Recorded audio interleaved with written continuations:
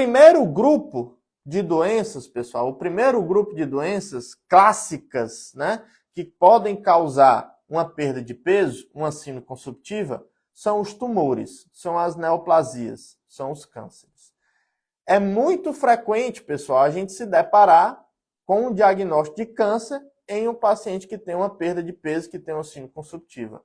É claro que se você juntar todas as outras causas, elas vão ser mais frequentes do que os cânceres, as neoplasias. Agora, se a gente olhar para cada uma delas individualmente, os tumores, os cânceres, as neoplasias, sejam elas sólidas ou hematológicas, são sim a principal causa de uma síndrome consumptiva. E o que é que deve nos fazer pensar nessa possibilidade? O que é que deve nos fazer pensar que um paciente com síndrome consumptiva está com câncer, com a neoplasia? A primeira coisa, pessoal, que vocês vão de convir comigo, é que é mais provável uma pessoa de mais idade ter um câncer do que uma pessoa mais jovem. Isso não quer dizer que uma pessoa jovem não possa ter câncer, mas é mais provável que uma pessoa acima de 50 anos ela venha a ter um câncer do que uma pessoa mais jovem. Então, a idade aqui é um fator a ser considerado.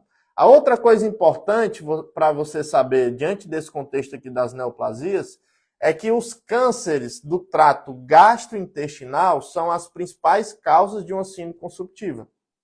Então, se você vai investigar, se você está achando que esse paciente possa ter uma síndrome consumptiva por um câncer, quais são os principais que você deve procurar? O câncer de esôfago, o câncer de estômago, o câncer de pâncreas, o câncer do fígado e das vias biliares, como, por exemplo, o câncer de vesícula. Estes são disparados os tumores que mais causam perda de peso. É claro, pessoal, que qualquer câncer pode causar perda de peso. Por exemplo, o câncer de mama, o câncer de ovário, o câncer de útero nas mulheres, por exemplo, o câncer de pâncreas nos homens, o câncer de pulmão, principalmente naqueles pacientes que são tabagistas, ou seja, qualquer tumor pode causar perda de peso, mas aqueles que mais chamam a atenção essa perda de peso, de fato, são os tumores do trato gastrointestinal, principalmente esôfago, estômago, pâncreas, fígado e vias biliares, certo? Esta é uma informação muito importante. A outra coisa que a gente deve lembrar, pessoal, é que existem também as neoplasias hematológicas, né? Os linfomas, as leucemias e até mesmo o mieloma, né? Então, no meio das neoplasias hematológicas, aquela que mais frequentemente se apresenta com a perda de peso importante é exatamente os linfomas, né? Então, o que é que eu tenho que procurar em todo e qualquer paciente com a perda ponderal? Eu tenho que investigar muito bem se esse paciente tem uma linfonodomegalia. Eu tenho que investigar muito bem se esse paciente tem uma hepato ou esplenomegalia. Eu tenho que investigar muito bem se esse paciente, por exemplo, está tendo febre. Se essa febre vem acompanhada de uma sudorese importante. Por quê? Porque isso são os sintomas clássicos de um linfoma, certo? Então, quando a gente pensa em câncer, a gente pensa tanto em tumores sólidos como tumores hematológicos. No meio lá dos tumores sólidos, aqueles que a gente sempre deve lembrar são os tumores do trato gastrointestinal. É claro que nós precisamos também saber que os outros cânceres podem causar essa perda de peso. E lá no contexto das neoplasias hematológicas, os linfomas são eu posso dizer que são as principais neoplasias hematológicas que se apresentam com uma perda de peso. O segundo grupo, pessoal, de doenças são as doenças infecciosas. E aqui, pessoal, é o mundo. Diversas doenças infecciosas crônicas podem se apresentar com a perda de peso. E o que é que a maioria delas tem em comum, pessoal? E é por isso que vocês sempre devem perguntar para um paciente que tem perda de peso se ele tem esse sintoma. É exatamente a febre. A maioria dos pacientes que têm uma síndrome consumptiva decorrente de uma infecção crônica, esses pacientes terão febre. É claro, pessoal, que nem sempre, né? Mas na maioria das vezes esse paciente vai ter febre. E existem diversas infecções, pessoal, como por exemplo infecções virais. Classicamente, o HIV, o HTLV, o vírus B e o vírus C lá das hepatites, o EBV, o Epstein-Barr vírus, o CMV, o citomegalovírus, são alguns dos vírus mais importantes.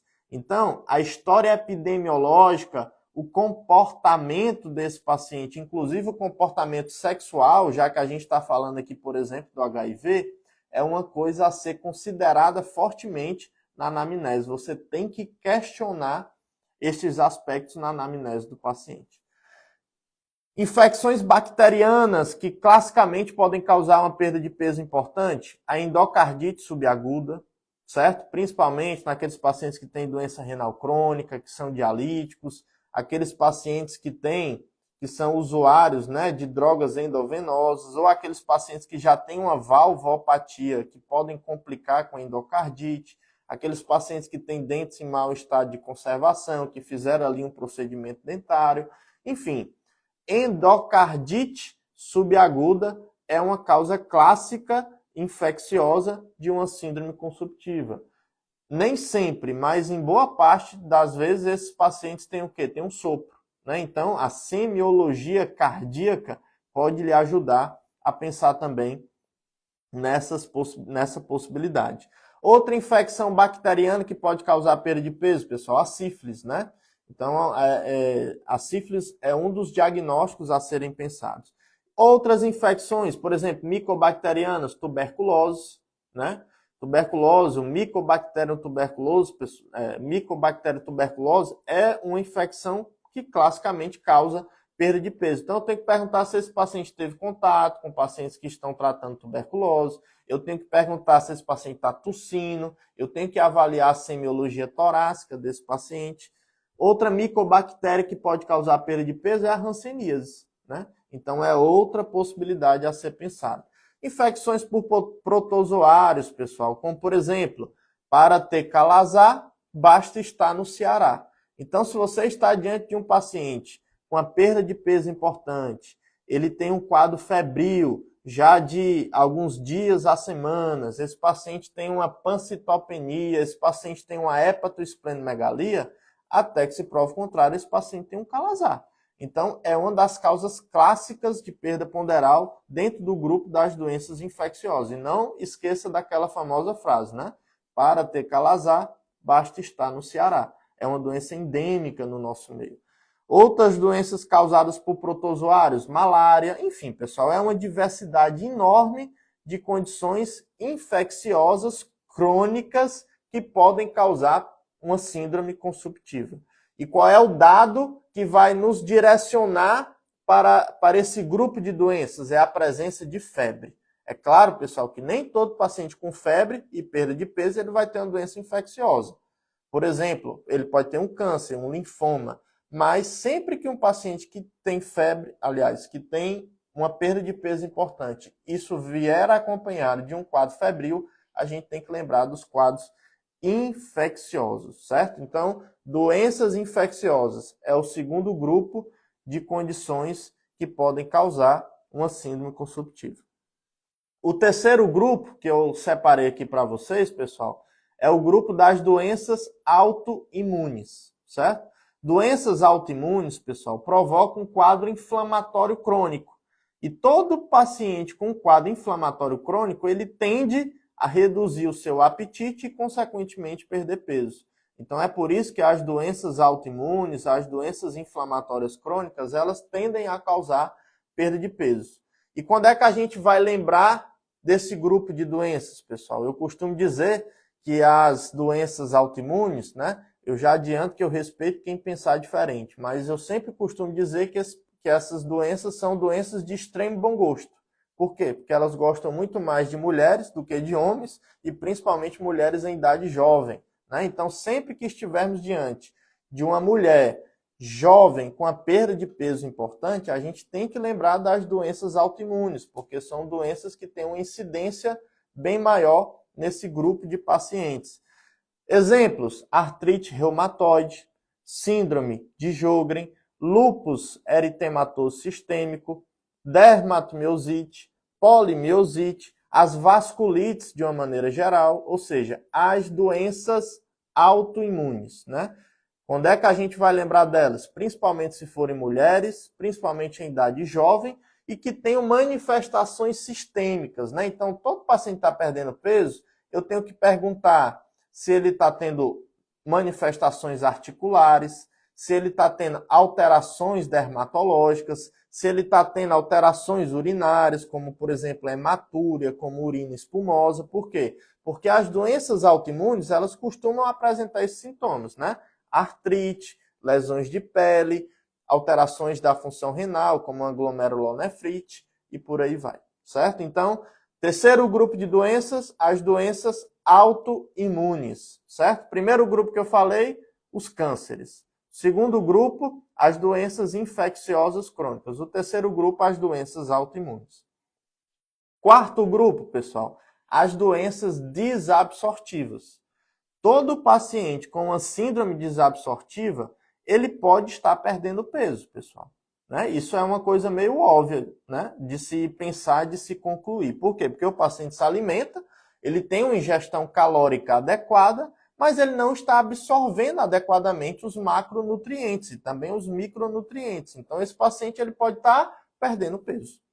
E sempre que eu me deparo com uma síndrome, com uma síndrome desabsortiva, pessoal, sempre que eu me deparo com uma síndrome desabsortiva, eu divido essa grande síndrome na minha cabeça em 3 grandes grupos. Aquelas doenças que alteram a digestão em si, a via enzimática, como, por exemplo, a pancreatite crônica, como, por exemplo, o paciente que tem uma síndrome de Zollinger-Ellison, né? O paciente que tem um gastrinoma. Eu divido também, o segundo grupo são as doenças biliares, né? Porque as doenças biliares, elas alteram ali a excreção dos sais biliares que interferem no processo digestivo. Então, colangite esclerosante primária, cirrose biliar primária, ductopenias, né? Doenças das vias biliares podem cursar com uma síndrome desabsortiva e, consequentemente, com uma síndrome consumptiva. As doenças da mucosa intestinal, que dificultam a absorção por conta de uma doença da mucosa. Doença celíaca, giardias, ou seja, uma infecção parasitária. Doença de Whipple, que é uma infecção bacteriana. São alguns dos exemplos que a gente pode citar. Certo? Então, as doenças que alteram ali a absorção linfática dos nutrientes, como, por exemplo, as neoplasias, né, os linfomas, por exemplo, que podem obstruir os canais linfáticos, a insuficiência cardíaca direita, a pericardite crônica constrictiva, enfim, qualquer doença que se manifeste com uma síndrome desabsortiva pode ser a causa de uma síndrome consumptiva, certo? E o que é que vai nos fazer lembrar dessa possibilidade? Portanto, você deve perguntar para o paciente. Esse paciente, geralmente, ele tem o quê, pessoal? Ele tem diarreia. Geralmente, esse paciente tem um desconforto abdominal. Então, diante de todo e qualquer paciente com ansino consumptivo, você deve questionar ativamente se ele tem diarreia. Se ele tiver diarreia, se essa diarreia tem características desabsortivas. Você deve questionar se esse paciente tem um desconforto abdominal. Porque este é o quarto grupo de doenças que podem causar uma síndrome consumptiva, que é exatamente o grupo das doenças desabsortivas. O quinto grupo, pessoal, é um que eu já até citei aqui as suas principais doenças, que é o grupo das doenças endócrinas. Que doenças são essas, pessoal? O que deve nos chamar a atenção, né, para pensarmos em uma doença endócrina, dentre outras coisas, é exatamente isso. É a perda de peso com aumento do apetite. Todo e qualquer paciente que está perdendo peso de uma forma expressiva e que isso vem acompanhado, paradoxalmente, de um aumento do apetite, ou seja, o paciente está comendo mais e mesmo assim está perdendo peso, até que se prove o contrário, ele tem uma doença endócrina. Quais são os exemplos? É o diabetes descompensado, é o hipertireoidismo e é a doença de Addison, né, que é a insuficiência adrenal, certo? Então, quando é que eu vou pensar, por exemplo, no diabetes descompensado? Eu vou ter que questionar se o paciente tem os demais P's, né? P de poliúria, P de polidipsia, P de perda de peso e P de polifagia. Então, se eu tiver diante de um paciente com os 4 P's, até que se prove o contrário, ele tem um diabetes compensado. Paciente com hipertireoidismo, pessoal, os sintomas são os mais diversos possíveis, né?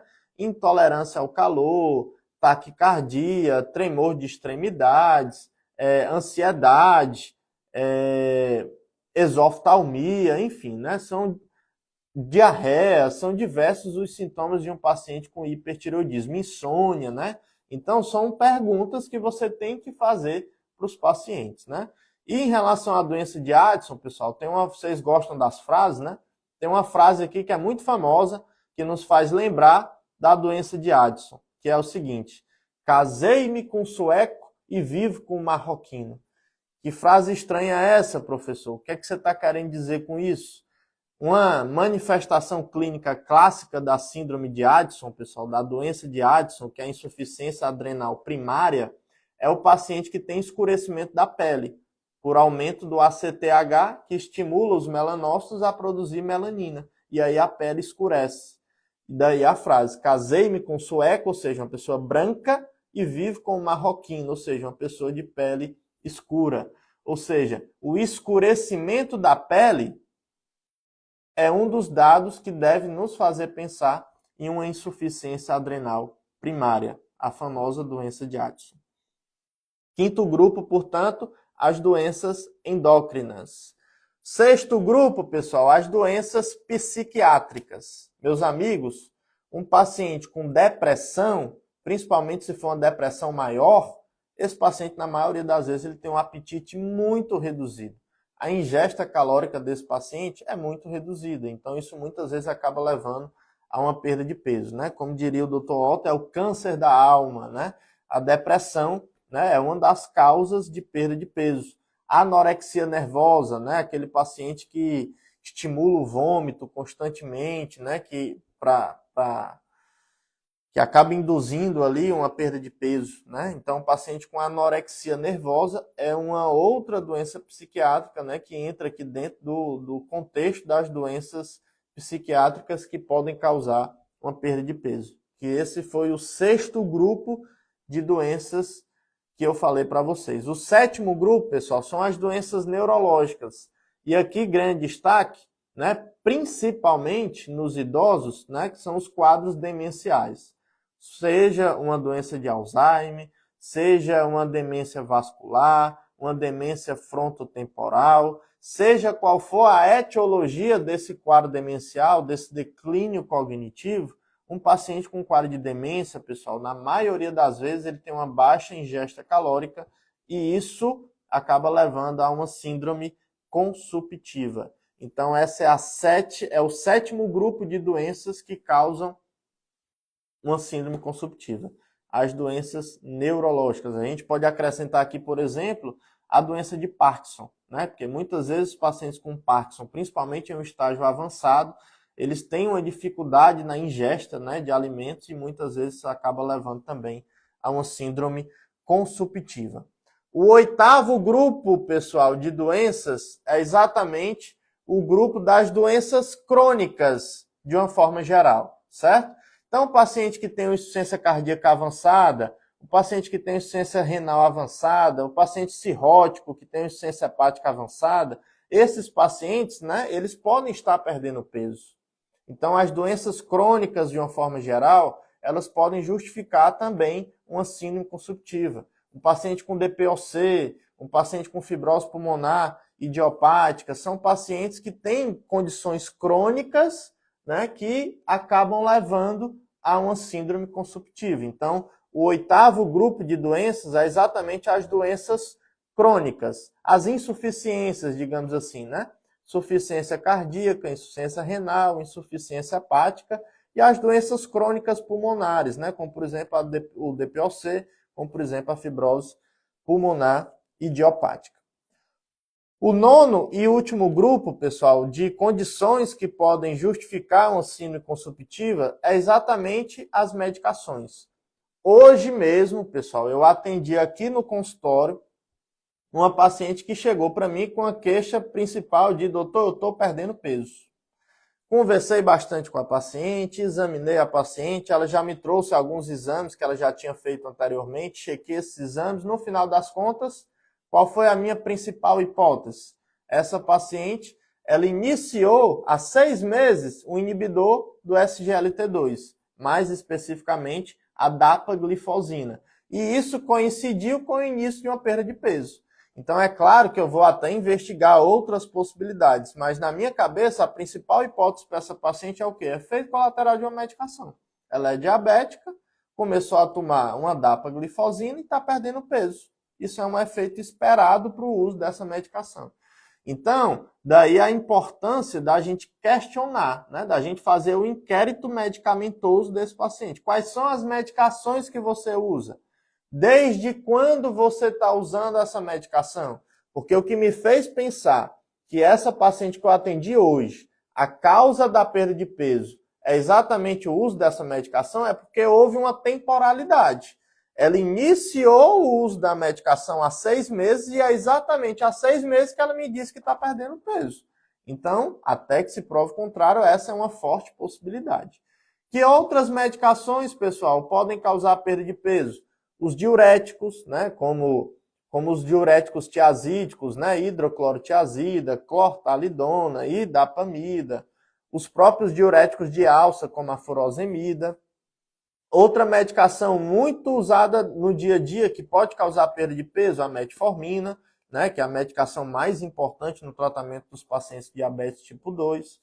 Outra medicação que a gente deve lembrar é um anticonvulsivante, que é exatamente o topiramato, né? O topiramato é uma medicação que muitas vezes a gente utiliza, óbvio, no contexto de pacientes com convulsão, né, com epilepsia, porque ele é um anticonvulsivante, mas a gente utiliza o topiramato em diversas outras circunstâncias, como, por exemplo, um paciente que tem enxaqueca. A gente usa como uma profilaxia lá na enxaqueca crônica, né?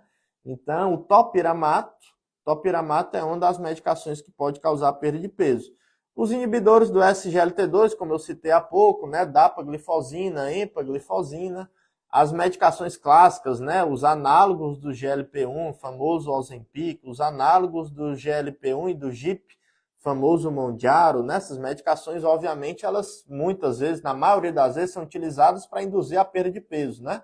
Mas, teoricamente, né, o principal uso dessas medicações é para o tratamento do paciente com diabetes tipo 2. Então, se você tem um paciente diabetes tipo 2 que iniciou o uso dessas medicações, não se surpreenda se esse paciente vier a perder peso, porque é um efeito esperado dessas medicações. As anfetaminas, né, como o clássico Venvance, né, uma medicação aí muito bem indicada nos pacientes que têm TDAH, então é uma outra medicação que pode vir a causar perda de peso. Ou seja, pessoal, dentro do contexto de uma síndrome consumptiva, é importantíssimo que você faça um inquérito medicamentoso desse paciente. Seu fulano, dona cicrana, quais são as medicações que você utiliza? Há quanto tempo você utiliza cada uma dessas medicações? Eventualmente você pode se deparar aqui com a causa da perda de peso desse paciente, certo? Então, pessoal, eu falei aqui para vocês 9 grupos de doenças que podem causar uma síndrome consumptiva.